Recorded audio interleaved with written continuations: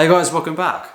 It's a little bit weird being on this side of the camera. Normally I prefer being on the other side, effectively hugging the camera and the tripod, whilst I try to hit incredibly tight tolerances in front of everyone. It makes the whole thing a lot more fun and exciting. You know, it's not that I dislike being on this side of the camera, but at the same time, it is 100% that. It was also a bit weird for me today being back in the workshop because apart from racing down there one or two times for about 5 minutes, I hadn't been there for about a month, give or take a few days. And the reason for that, as you can probably tell from the title of the video, I unfortunately got injured and I haven't been able to go down there for a while. And that also accounts for the sort of sparse upload schedule that I've had for the past month. The more cynical part of myself, which if I'm being honest, that's most of me most of the time, would just say that it was probably due that I got injured doing a hobby of mine, because it does tend to happen every time I pick up something interesting. For both motorcycle riding and go-kart racing, it didn't take me that long to get thrown off and effectively crack some of my ribs. But even something more mundane like calligraphy, one thing I've loved for the past, I don't know, at least 10 years now, fountain pens, and even then I managed to hurt myself. I managed to drop one of these, the nib stabbed my foot and it gave me a tattoo, which, amazingly 10 years later, is still there. Unfortunately though, this is probably the worst injury that I've gotten, and unfortunately it did land me in hospital. Now the machine responsible for doing this was indeed the lathe, but it's not the lathe that you would expect, because the thing is, with the big lathe, even to this day, it always puts the fear of God into me every time I use it. You know, I just know because it is such a big lathe, and whilst it's not hugely powerful, you know, it's only 1 horsepower, I know that because of the gearbox and the amount of torque that it can develop, especially at low RPM, means that if anything was to go wrong with it, and if it was ever to injure me, I know that it would probably be a big injury. And it's for that reason that every time I use it, I'm always extra careful not to muck up. And it's for that reason why that wasn't the lathe that injured me. No, the machine in question was actually the smallest lathe that I own. It was the Baby Sherline. And honestly, I have no idea whether to be disappointed or slightly impressed that it was able to do it. And even more surprisingly, what I was doing on it was just going to be a very routine and mundane little project. And in fact, it was a project that I thought so little of that I didn't really bother to record a whole lot of it. In fact, just going over the footage, I only have about 5 minutes worth of working on this project. But I guess it's those small projects that always go wrong. So essentially what I was trying to do was make a threading attachment to sit on the back of the Sherline lathe so I could cut some fine pitch imperial threads on it. The big lathe doesn't currently do imperial threads, and trying to rearrange the banjo to be able to cut imperial threads is a bigger job than I really want to do for something so small. And the small mini lathe, well, the banjo is currently cooked. So modifying the Sherline, at least to me, was the most straightforward way of doing it. You know, it sounds simple enough, and realistically it was, but unfortunately it went wrong. Now, apart from making this threading attachment, the only other thing I've done with the Sherline lathe in the past 2 or 3 years is change out the motor from a brushed DC motor to a servo motor, and that was only because the brushed motor is very inconsistent and unreliable at low RPMs. Oh, someone wants to get in on the fun. Hello? Doing alright, little buddy? I don't think he likes being on camera either. Alright, there you go. The brushed DC motor was a little bit unreliable at low RPMs. It didn't have a huge amount of torque, and it had a thermal cutout issue, Now the threading assembly that I was planning on making was simple enough. A gear is fixed to the rear of the spindle, and it connects to a gear banjo assembly, and through another gear it connects to the lead screw of the lathe. It's very similar to the helical milling setup which I made a while back, and in theory it should have worked. Now I got about halfway through making it. I ended up with a gear that was fixed to the back of the spindle, and I'd also made the gear banjo. And then all I had to do after that was make a third gear and somehow connect it to the lead screw of the lathe. But before I did that, I did a quick test run just to make sure the two gears would spin freely. And what happened was there was a little bit of slop or eccentricity in the gears, and the gears, as they started to turn, effectively just seized up and got stuck in place. Whatever the cause was, I needed to get in and get the gears undone to sort of free up the assembly. Now at this point, before taking off the gears, I should have unplugged the motor from the wall. It's normally what I do with the big lathe, or at least I use the E-stop. But here I didn't. Why exactly, I'm not exactly sure, because it just happened so fast. I'm not sure if it was out of laziness or if I just didn't think to do it. But whatever it was, the result was the same. Now, I'm still not exactly sure what happened, but effectively the motor surged just for about a second. Now, I've experienced something like that with the brushed DC motors on the mini mill and the mini lathe before the circuits blew. It shouldn't have been able to happen, but it did. And the end result was my finger was pulled through the gears and it was crushed. Thankfully though, it wasn't my whole finger, and thankfully I hadn't tightened down the banjo all that much, so my finger was able to push the banjo apart and I was able to pull my finger out.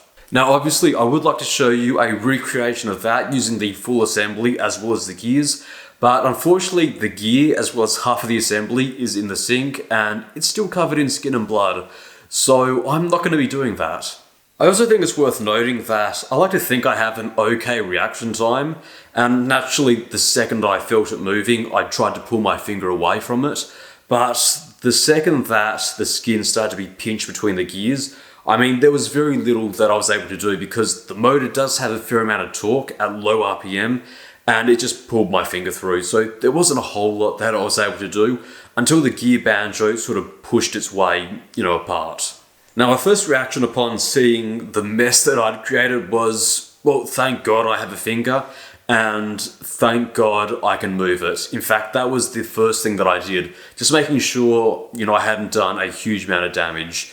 And whilst I couldn't get full movement out of it, I could certainly move it. Actually, that's a little bit of a lie.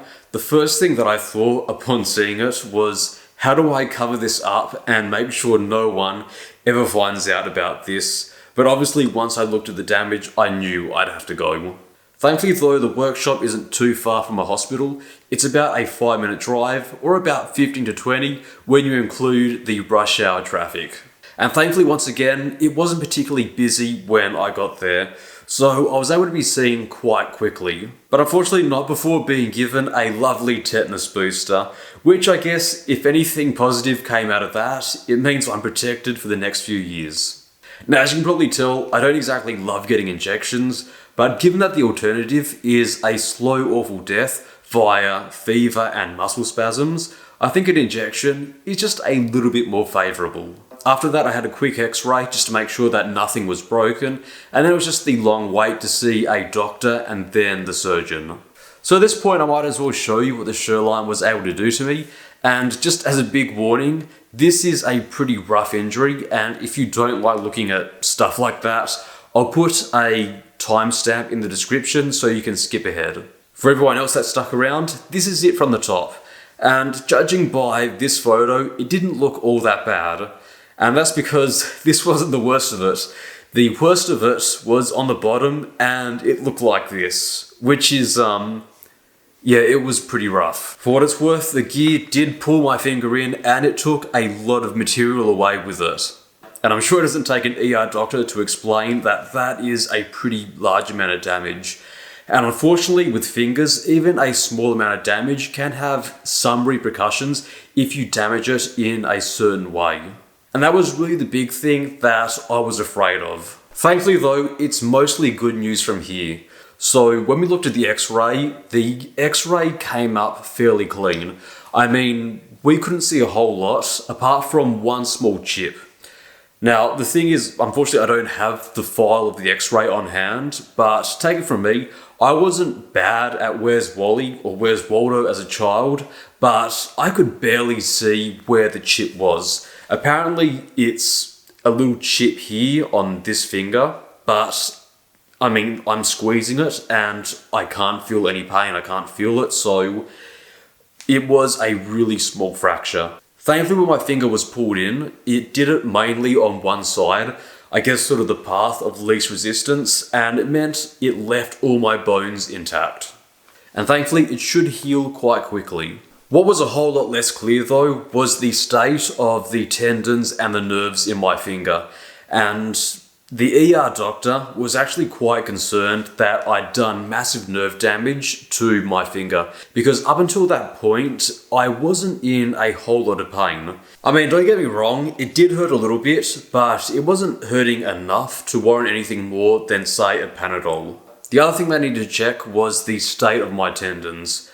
Now, obviously, because I was able to move my finger and apply a fair amount of pressure, they didn't think that there was a huge amount of damage, but obviously they weren't able to check it unless they went in through surgery. So at that point it was about 6 at night and my surgery was scheduled for about 7 the next morning. Now they could have given me a hospital bed, but realistically I didn't want to stay there overnight and they really don't want to admit you unless they have to. And between you and me, I had better things to do than sit in a hospital overnight, such as watching an old 35mm print of Jurassic Park, which I'd been wanting to do for quite a long time. So realistically, there was no way that I was going to miss that. Even if I had surgery, they would have to sedate me to make me miss that. Now the next morning was the surgery, and overall, I think it went down quite well. You know, given just how bad it looked, I think I got the best possible outcome that I could have gotten. But effectively, the tendon was intact, and the same thing goes for the nerves. And effectively with that, the surgeon told me that there's no reason why I shouldn't be able to get back 100% of my movement, because I was incredibly lucky and most of what I damaged was just sort of flesh. It will take quite a long time to get back to where it was, but it should heal most of the way. Still though, I was incredibly lucky given the damage that I'd gotten, and I think I've used up all of my luck. Although I still have a few friends who think I'm on a lucky streak and I should buy some lottery tickets, so I don't know. Now even though I did get lucky here, post-surgery I still have a long way to go. Like I said before, it's going to take quite a long time to get back to where I was before. Post-surgery I was in a splint for a week and a half, and I am regrowing a lot of skin, so when they eventually took the splint off, I could barely move this finger, unfortunately. And it has taken a lot of physio appointments to get it back to the point where it is at the moment. Yeah, the mobility and strength is usually pretty good by the end of the day, but every morning when I wake up, it is stiff as can be. And it takes quite a long time for me to get it back to where it was. So it's probably going to be like this for a few more weeks or months before it gets back to a point that I can call normal. I'm pretty sure most of you will have seen Hot Fuzz. There's that scene in the beginning where Sergeant Angel gets stabbed in the hand, and pretty much everyone asks him, "Hello, Nicholas. Hello, Sergeant. How's the hand?" Still a bit stiff. That scene is so incredibly relatable now. The hand being stiff, not getting stabbed in the hand bit. Now the doctor that I saw said, make sure to keep the dressing dry and intact, and it's not advisable to go into the workshop, which I didn't. Thing is though, I didn't mention my other workshop, so whilst I was off there, I was still here doing other stuff. Probably not recommended, but I mean, I couldn't help myself. So one of the first things I did once I got out of hospital was I went into the garage, patched it all up, sanded it down, and gave it an epoxy coat finish. You know, I've been meaning to do that for quite some time, but all of a sudden I had a little bit of extra time to be able to do it. I also went ahead and got a chest freezer. I mean, they didn't say don't move heavy stuff, so should have been fine, right? I also did a bit of woodworking and I built a bit of furniture. I mean, they didn't say don't do it, so I guess it was fine. And thankfully all the computer and CAD work that I normally do was pretty much unaffected. Most important thing to me though is I can still write almost as good as I could beforehand, and it's getting better day by day. And obviously that is really important to me because I do enjoy to write, and I always write the scripts out for these videos by hand, so And honestly, I have no idea what I'd do if I wasn't able to write. Well, I'd type it on the computer. That's what I'd do. Now, the plan moving forward is going to be to get back into the workshop when I can. I will be wearing this Coban wrap on this finger, mostly to hide the disgusting scar line from you all, but also because the skin underneath is still very new and very fresh, and it does need to be protected when it's in a workshop environment. Speaking of which, it has healed up a lot faster than I thought it would. The injury happened on the 20th of last month, so it's effectively been 1 month, and I don't know, it's definitely healed up a lot faster than I thought it would.